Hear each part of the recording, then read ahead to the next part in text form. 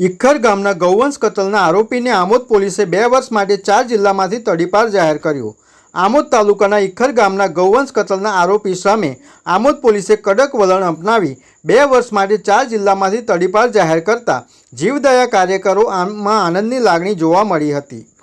આમોદ તાલુકાના ઇખર ગામના મુસ્તાક ઉર્ફે મુન્નો જાલુબા પઠાણ સામે આમોદ પોલીસ સ્ટેશનમાં 2, વડોદરા કરજણ પોલીસ સ્ટેશનમાં 1, પાલેસ પોલીસ સ્ટેશનમાં 1 અને સુરત કિમ પોલીસ સ્ટેશનમાં 1 મળી કુલ 5 ગુનાઓ નોંધાયા હતા।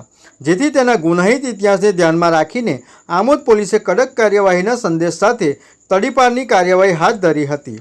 નાયબ પોલીસ અધિક્ષક પીએલ ચૌધરીના માર્ગદર્શન હેઠળ Amod police inspector RB Karmatiya અને આમોદ પોલીસની ટીમે આરોપી વિરુદ્ધ તડીપારની દરખાસ્ત તૈયાર કરી જંબુસરના નાયબ કલેક્ટર ડોક્ટર સુપ્રિયા ગાંગુલી સમક્ષ મંજૂરી અર્થે મૂકતા ઇખરના મુસ્તાક ઉર્ફે મુન્ના જાલુબા પઠાણને પશુ સંરક્ષક અધિનિયમનો વારંવાર ભંગ કરવાના ગુનામાં ભરૂચ, વડોદરા, નર્મદા અને સુરત જિલ્લામાંથી 2 વર્ષ સુધી તડીપારની કાર્યવાહી કરવામાં આવી હતી।